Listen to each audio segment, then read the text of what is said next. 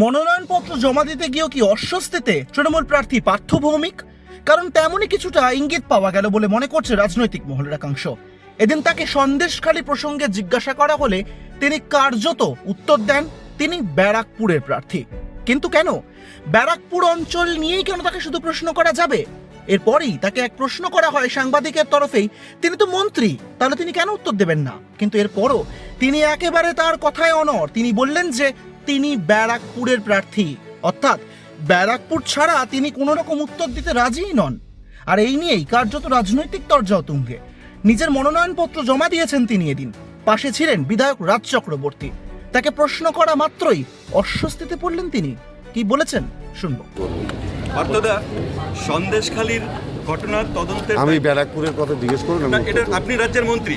আমি ব্যারাকপুরের কথা জিজ্ঞেস করুন। এখন আমি ব্যারাকপুরের আমি ব্যারাকপুরের এখন প্রার্থী। আমি ব্যারাকপুরের কথা জিজ্ঞেস করুন। না, এটা আপনি রাজ্যের মন্ত্রী। আমি ব্যারাকপুরের কথা জিজ্ঞেস করুন। এখন আমি ব্যারাকপুরের আমি ব্যারাকপুরের এখন প্রার্থী। ব্যুরো রিপোর্ট, এক ঝলকে ডিজিটাল।